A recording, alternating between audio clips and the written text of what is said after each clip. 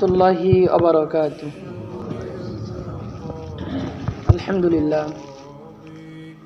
আলহামদুলিল্লাহি রাব্বিল আলামিন ওয়াসসালাতু ওয়াসসালামু আলা সাইয়্যিদিল মুরসালিন ওয়া আলা আলিহি ওয়া আসহাবিহি আজমাইন। আম্মা বাদ, قال الله تعالى في كلامه المجيد وفي فرقانه الحميد: أعوذ بالله من الشيطان الرجيم. بسم الله الرحمن الرحيم.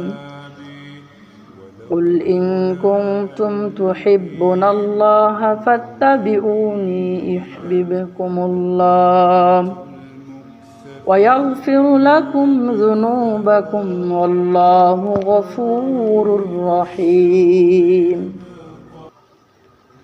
قال النبي صلى الله عليه وسلم: من أحب سنتي فقد أحبني ومن أحبني كان معي في الجنة أو كما قال عليه الصلاة والسلام. उल्फत में बराबर के औफा होगे जफा हो, उल्फत में बराबर के औफा होगे जफा हो, हर चीज़ में लज्जत है अगर दिल में मज़ा हो। আলহামদুলিল্লাহ, সমস্ত প্রশংসা আল্লাহ তাআলা, যে আল্লাহ তাআলা দয়া করে মায়া করে আমাদের সকলকে বিভিন্ন কাজ থেকে ফারেক রেখে আজকের এই জুমার দিনে মসজিদে আসার, বসার, সুন্নত নামাজ পড়ার এবং এখানে বসার, কিছু শোনার, জানার তৌফিক দান করেছেন। সে আল্লাহ তাআলা শুকরিয়া আদায় করছি, সকলেই বলছি আলহামদুলিল্লাহ। নবীজির উপরে দরুদ।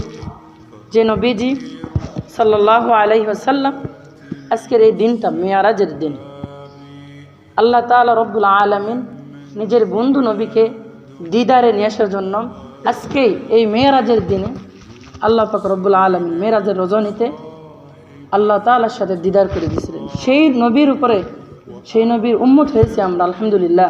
সেই নবীর উপরে আমরা দরুদ পড়ছি, সকলে বলছি মুহাম্মদুর রাসূলুল্লাহ সাল্লাল্লাহু আলাইহি ওয়াসাল্লাম। তো আমি বিষয় ভিত্তিক সব জায়গায় কথা বলি, এর আগেও যা বলছি। তো আজকে আমলের নিয়তে কিছু কথা বলবো ইনশাআল্লাহ।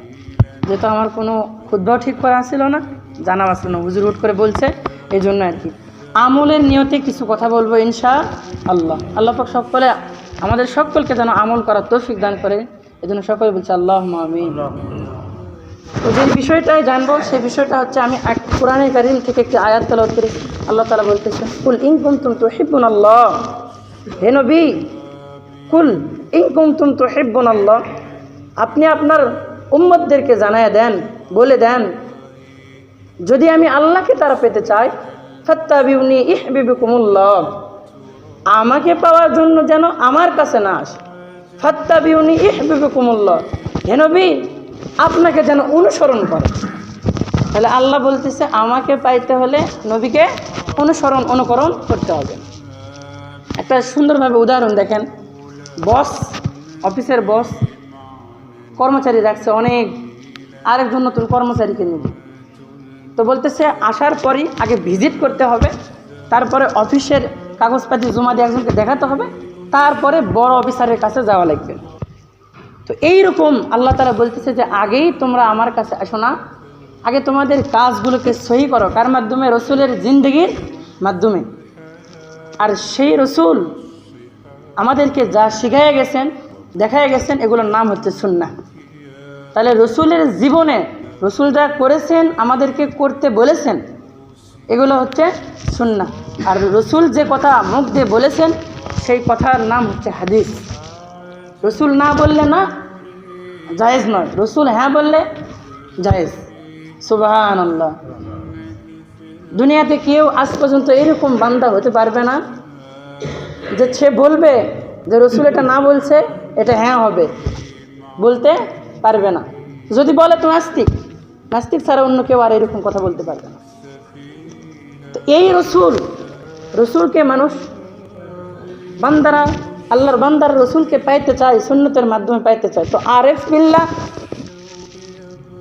নুরুল আমিন, আরেফ বিল্লাহ নুরুল আমিন আমাদের করাচি হজরতের মুরিদ, আমার পীর সাহেব হুজুর মোলামগারি পীর সাহেব, তিনার মুরিদ, তিনার পীর সাহেব যায় ওই আরেফ বিল্লাহ নুরুল আমিনের পীর সাহেবও তিনি, দুজন এক পীরের খলিফা। তো উনি বলেন যে কেউ যদি আল্লাহ তাআলাকে পেতে চায় সে যেন নবীকে অনুসরণ করে। আর নবীকে অনুসরণ করা সহজ না, সব কাজ সহজে হয় না। যদি কোনো বান্দা দুনিয়াতে 5টি কাজ নিয়মিত করে, 5টি কাজ করে, তাহলে সে নবীর যে পাওয়া, নবীকে যে অনুসরণ করা, এটা তার জন্য সহজ হয়ে যাবে। বলেন সুবহানাল্লাহ। এই 5টা বিষয় আজকে আমরা জানবো, যে 5টা বিষয় মানলে, করলে নবীকে পাওয়া, নবীকে অনুসরণ করা আমাদের জন্য সহজ হয়ে যাবে। তো এর মধ্যে 1 নম্বর বিষয়টা হচ্ছে নবীকে পাওয়া, নবীকে ভালোবাসা অর্জন করতে হলে আমাদেরকে প্রথমে নবীর যে সুন্নাহ আছে সেই সুন্নাহটা হলো, আরেফ বিল্লাহ তিনার ভাষায় বলতেছেন যে প্রথম সুন্নাহটা হলো সোমবারের দিন বেশি বেশি রোজা রাখা। সুবহানাল্লাহ। সোমবারের দিন রোজা রাখা আমরা চেষ্টা করব, কাজ কামের মধ্যেও সোমবারের দিন একটি করে রোজা রাখা। সোমবারের দিন রসুল রোজা রাখতেন কি জন্য? হাদিসের মধ্যে আছে, আমি সিরাতের কিতাবে পড়ছি। তো সাহাবী জিজ্ঞেস করতেন, ইয়া রাসূলুল্লাহ, আপনি সোমবারের দিন কেন রোজা রাখেন? তো রাসূলুল্লাহ সাল্লাল্লাহু আলাইহি সাল্লাম বলতেছেন যে আমি সোমবারের দিনে এই জন্য রোজা রাখি যে সোমবারের দিন আমার জন্মদিন। সুবহানাল্লাহ বলেন। রসুলের জন্মদিন সোমবারে, এই জন্য রসুল জন্মদিন উপলক্ষে রোজা রাখেন। আর আমরা কি করি? আমাদের জন্মদিন এত এত এত এত তারিখে কি করব? একটা কেক নিয়ে আসা, কাটবো, কটা মোমবাতি জ্বালাবো। আর রসুল রোজা রাখতেন, তার মানে আমরা আমরা যে খেয়ে দিয়ে রমজান, আমরা যে খেয়ে দিয়ে জন্মদিন পালন করি, আর রসুল না খেয়ে জন্মদিন পালন করছেন। তাহলে আদর্শ কীভাবে আমাদের ভিতরে আসবে বলেন? আমাদেরকে রসুলের আদর্শকে ভিতরে অনুকরণ করতে হবে, অনুসরণ করতে হবে। তাহলে জন্মদিনের জন্য এই কেক কাটা, এটা সম্পূর্ণ বড়দের কথা, সম্পূর্ণ নাজায়েজ, গুনাহের একটা কাজ। কিন্তু ওই দিনে রোজা রাখা এটা রসুলের সুন্নাত। রসুল সোমবারে রোজা রাখতেন, উম্মতেরাও যেন সোমবারে রোজা রাখে, এই বিষয়ে তিনি হাদিসের মধ্যে রসুল বলেছেন যে তোমরা সোমবারের দিন একটা করে রোজা রাখো। আরও কি জন্য রোজা রাখছেন? রসুল বলতেছেন দ্বিতীয় আরেকটা কারণ হচ্ছে এই যে সোমবারের দিন আমার উপর আল্লাহ তাআলা রব্বুল আলামিন কোরআনুল কারীমকে নাজিল করেছেন। সুবহানাল্লাহ। ঘটনাটা এইরকম যে কোরআনকে আল্লাহ তাআলা ডাক দিয়ে বলেন, হে কোরআন, তোমাকে আমি নাজিল করব। প্রথমে পাহাড়কে ডাক দিয়ে বলে তোমার উপরে দেই, পাহাড় বলে আমি সহ্য করতে পারবো না। এরকম বলতে বলতে যখন এই মানবের উপরে দিল, তো ফেরেশতা কুল জিবরাইল আলাইহিস সালাতু ওয়াস সালাম এই যে কালামে পাকের কোরআন, এই কোরআনটাকে আমাদের নবী জনাবে মুহাম্মদ রাসূলুল্লাহ সাল্লাল্লাহু আলাইহি সাল্লামের উপর সোমবারের দিন নাজিল করেন। তো রসুল বলেন এই কারণে আমি সোমবারে রোজা রাখি। তাহলে 2টা কারণ পাওয়া গেল রসুল সোমবারের দিন কেন রোজা রাখেন। আর আমাদেরকে যদি রসুলকে ভালোবাসতে হয়, রসুলের ভালোবাসা অর্জন করতে হয়, তাহলে সোমবারের দিন একটা করে রোজা রাখতে হবে, তাহলে পাওয়া সহজ হয়ে যাবে। বড়রা বলেন এরকম করে। 2 নম্বর বিষয়টা হচ্ছে মাসনুন দোয়া। জীবনে চলার পথে অনেক অনেক দোয়া আছে, আমরা অনেকে জানি, অনেকে খেয়াল করি না। জীবনটা কীরকম একটা হয়ে গেছে, দোয়া ছাড়া জীবন হয়ে গেছে। বাজার করা, বাজার ঘাটে যাওয়া, বাজার থেকে আসা, মসজিদে ঢোকা, মসজিদ থেকে বাইর হওয়া, অজু করার শেষে, অজু করার শুরুতে, খানা খাওয়ার শুরুতে, খানা সামনে আসিলে, খানা খাওয়ার শেষে দোয়া আছে না নাই? অনেকে আবার জানিও দোয়া সব, কিন্তু দুঃখের বিষয় হলো সত্য যে যখন যেই জিনিস প্রয়োজন হয় তখন আর সেই জিনিস বলাই হয় না। খানা খাওয়া শুরু হয়ে গেছে তো খানার দোয়াই মনে নেই, মসজিদে ঢোকা হয়ে গেছে তো স্মরণ হচ্ছে যে দোয়াটা পড়া উচিত ছিল। তো আল্লাহ পাক আমাদের এই স্মরণ শক্তিকে যেন বৃদ্ধি করে দিয়ে সব দোয়া ঠিক সময় মতো যেটা যখন পড়তে হয় তখন পড়ার তৌফিক দান করেন। সকলে বলছি আমিন। তো এই মাসনুন দোয়া পড়ার কারণে রসুলের সাথে একটা ইশক, মহাব্বত জমা হয়ে যায়।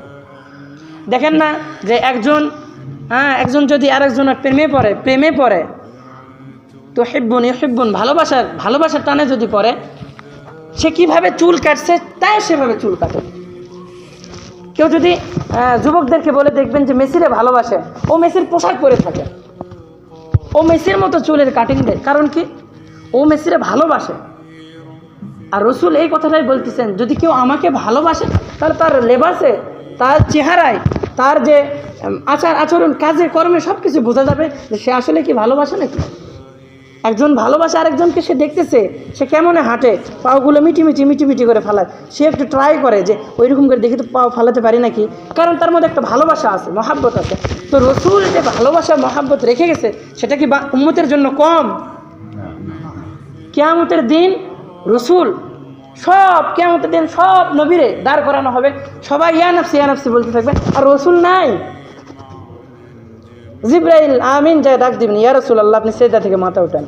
রসুল বলতেছেন ইয়া উম্মতি, সুবহানাল্লাহ। উম্মতরে ওই কিয়ামতের দিনেও ভুলবেন না, সেই রসুলের অনুকরণ করতে হবে, তাহলেই না রসুলের ভালোবাসা পাওয়া যাবে। সেটা কীভাবে? এটা দুইটা কারণ বললাম, একটা হলো সোমবারের দিন রোজা রাখা, 2 নম্বরটা হচ্ছে মাসনুন দোয়া, সময় মতো, যেটা যেই সময় মতো লাগে সেটা সেই সময় মতো করা। 3 নম্বর পাওয়ার উপায়টা হচ্ছে তার সুন্নত মোতাবেক জীবনটাকে অনুকরণ করা, সব কিছু তার সুন্নত মতো রাখা। দাড়ি রাখা সুন্নত, রসুলের সুন্নত দাড়ি রাখা। আমি চিন্তা করি মাঝে মাঝে, আমার হুজুর আগে একটা কথা বলতো যে দাড়ি চাষে তাক কেমনে আঙ্কেল বলো, মানে দাড়ি চাষলে একটু যুবক লাগে না, তো দাড়ি চাষার কারণে আমরা এখন বলতেছি যে আঙ্কেল। আর যাই দাড়ি থুই, মানে বেশি দাড়ি হয়ে গেছে, তাকে বলি চাচা কেমন আছেন চাচা। তাহলে যে দাড়ি চাচে না তাকে বলতেছ চাচা, ও তো চাচা না। যে চাচে তাক বলো চাচা, ও আঙ্কেল বলো না। হুজুর এই কথা মাঝে মাঝে বলে যে যাই দাড়ি চাচে তাক বলো যে চাচা কেমন আছেন, আর যাই চাচে না তাক বলো আঙ্কেল কেমন আছেন। উল্টা বলো কেন তোমরা? কথাটা এরকম না? তো এই যে সুন্নাতটাকে আমাদেরকে মানতে হবে। আর হাদিসের মধ্যে তো এরকমই আছে যে মান আহাব্বা সুন্নতি ফাকাদ আহাব্বানি ওয়া মান আহাব্বানি কানা মাই ফিল জান্নাহ। রসুল বলতেছেন কোন উম্মত যদি আমার সুন্নতকে অনুসরণ করে, আমি রসুল নিজে জিম্মায় তাকে জান্নাত দিয়ে দিব। সুবহানাল্লাহ। জান্নাত পাওয়া কত সোজা, 4 নম্বর কারণটা, 4 নম্বর পাওয়ার উপায়টা হচ্ছে নবীজির জীবনী বেশি বেশি পাঠ করা। নবীজির জীবনী বেশি পাঠ করা। নবীজির জীবনী পাঠ করা থেকে আমাদের কিছু না হলে তো কিছু জ্ঞান শিক্ষা হবে। অনেকে এমন আছে, আমি অনেক দিন আগের একটা ঘটনা বলি। আমার হুজুর হাসান হুজুর মোলামগিরি মাদ্রাসার হুজুরের সাথে আমি গেছিলাম, ওই যে ধরেন পাবনার কাছাকাছি, ওই জায়গায় একটা আলোচনা ছিল হুজুরের। তো হুজুরে এরকম করে দাঁড় করাচ্ছে যে আপনি ওঠেন এরকম করে দাঁড় করাচ্ছে। বলছে আপনার নবীর নাম কি? করছে যে আমার নবীর নাম, একজন করছে যে মুসা আলাইহিস সালাম, আর আপনার নবী মোহাম্মদ রসুল, আপনার নবী যেই নবীর উম্মত আপনি সেই নবীর নাম বলেন। করছে যে বড় বীর আব্দুল কাদের জিলানী। করছে না, মানে এমন একটা অবস্থা যে নবীর নামও জানেন। এই জন্য আমাদেরকে নবীর জীবনী বেশি বেশি পড়া, নবীজি কয়টা বিবাহ করছে, কি করছে, নবীজি জীবন কিভাবে চালাইছে, একটা দিন নবী কীভাবে কাটছে, এই জন্য আমাদের নবীজির জীবনী পাঠ করা। একটা ঘটনা শোনাই ছোট্ট করে। নবীজি সাল্লাল্লাহু আলাইহি সাল্লাম তাইফের ময়দানে যখন সবাই পাথর মারতেছে, ছোট বাচ্চাদেরকে শিখাই দিয়েছে যে তোমরা পাথর মারো, এই পাথর মারতেছে, তো রসুলকে পাথর মারতেছে সবাই। একজন ছোট বাচ্চা পাথর হাতে নিয়ে মারতে গেছে, তো পাথরের যে মারার একটা ঝোল, এই ঝোলটা আটকাতে পারে না। ও বাচ্চা পাথর মায়েরা পড়ে গেছে, তো ও যখন পড়ে গেছে, পিছন থেকে যারা পাথর মারতেছে ওদের পাথর এসে এগে লাগতেছে। তো রসুল তখন দৌড়ায় আসা ওই বাচ্চার বুকের মধ্যে নিচে নিয়ে বলতেছে, তাই বেশি যুবকরা তোমরা পাথর মারো, আমার পিঠে মারো, এই বাচ্চারে মারো না। সুবহানাল্লাহ। কীরকম মায়ার নবী ছিলেন, কীরকম রহমতের নবী ছিলেন। এই নবীর সুন্নত অনুসরণ করা অনেক সোজা। আপনি আপনার বিবি বাচ্চাকে সময় দিবেন, সুন্নতের সহিত মানবেন, সব কিছু সওয়াবের নিয়ত হয়ে যাবে, আমলের নিয়ত হয়ে যাবে। একটা ছেলেকে কোলে নেবেন আর চিন্তা করবেন যে আমার সন্তানকে আমি কোলে নিচ্ছি, কারণ কি রসুল এইরকম শিশুদেরকে কোলে নিয়ে আদর করতেন, তাই জন্য আমিও আদর করতেছি। এতটুকু বলার দ্বারাই ওটা ইবাদতের মধ্যে গণ্য হতে হবে। সুবহানাল্লাহ। এতটুকু মনে মনে ধান্দা করা যে এই ছেলেটাকে আমি কোলে নিচ্ছি, আমার নাতিটাকে আমি কোলে নিচ্ছি, আর রসুলও তো এরকম হাসান হুসাইনকে কোলে নিত, এরকম মনে করলেই ইবাদতের মধ্যে মশগুল হবে। তো তারপরে 5 নম্বর বিষয়টা হচ্ছে বেশি বেশি দরুদ শরীফ পড়া। আজকে যে একটা মেরাজের দিন আর এই জুমার দিন বেশি বেশি করে দরুদ শরীফ পাঠ করা। এটা রসুলের সুন্নতে একটা দরুদ শরীফ আছে, জুমার দিনের দরুদ শরীফ, এটা 80 বার পাঠ করলে জীবনে 80 বছরের গুনাহ মাফ এবং 80 বছরের জীবনে সওয়াব দিয়ে পরিবর্তন করে দেওয়া হয় গুনাহগুলোকে। সুবহানাল্লাহ। এজন্য আমরা দরুদ শরীফ পড়ার চেষ্টা করব ইনশাআল্লাহ। এবং যেই 5টা কথা বললাম সেটা আবার একটু সংক্ষিপ্ত বলি। 1 নম্বর সোমবারের দিনে রোজা রাখা, 2 নম্বর মাসনুন দোয়া বেশি বেশি পাঠ করা, 3 নম্বর সুন্নত মোতাবেক জীবন চালানো, 5 নম্বর নবীজির জীবনী পাঠ করা, 4 নম্বর নবীজির জীবনী বেশি বেশি পাঠ করা, আর 5 নম্বর জুমার দিনে দরুদ শরীফ পাঠ করা। দৈনন্দিন জীবনেও দরুদ শরীফ বেশি বেশি পাঠ করা। এর দ্বারা নবীজির ভালোবাসা অর্জন হবে, আর নবীজির ভালোবাসা অর্জন হলে আল্লাহ তাআলাকে পাওয়া সহজ হয়ে যাবে। আল্লাহ তাআলা আমাদের সকলকে সুন্নত মোতাবেক জীবন চালানোর তৌফিক দান করুক। সকলে বলছে আল্লাহুম্মা।